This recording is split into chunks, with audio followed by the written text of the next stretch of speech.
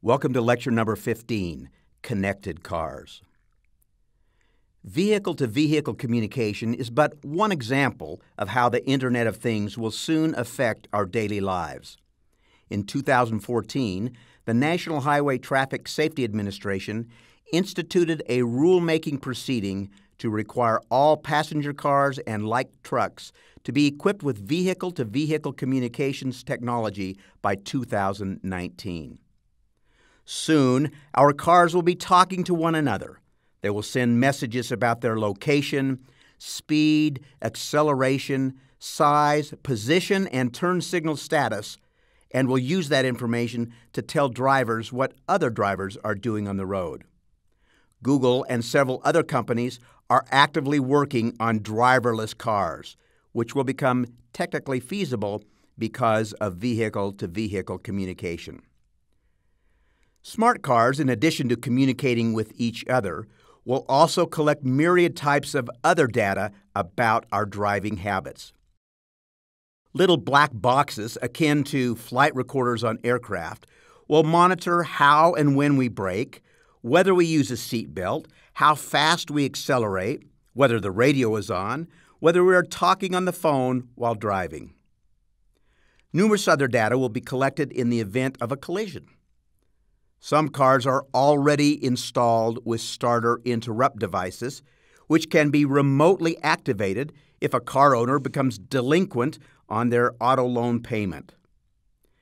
Vehicle-to-vehicle and other data collected by smart cars will help enhance safety, diagnose vehicle malfunctions, reduce traffic congestion, and set fair insurance rates. This data also could be immensely valuable in determining fault in the event of accidents.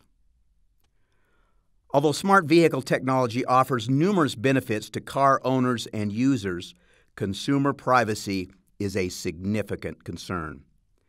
A recent survey found that 45% of new car buyers strongly agreed with the following statement: "I am reluctant to use car-related connected services because I want to keep my privacy."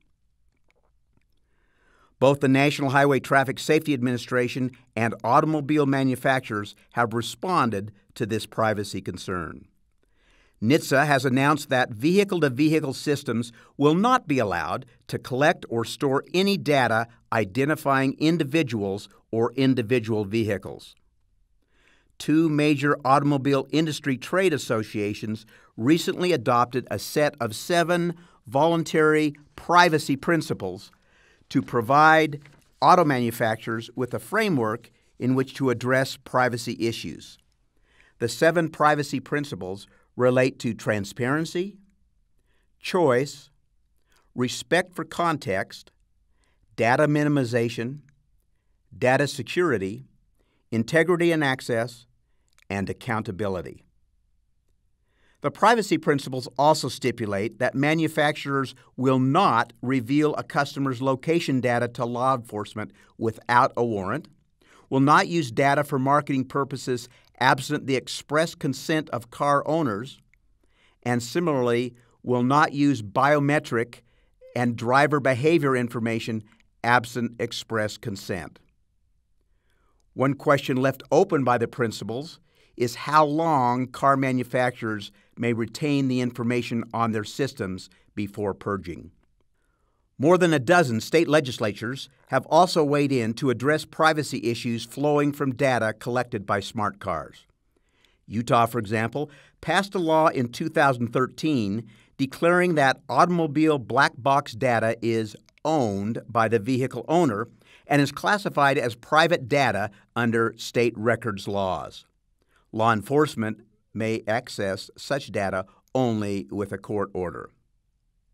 Next week, we begin our discussion about the commercial value of personal data when we specifically discuss the subjects of big data, data mining, and data brokers.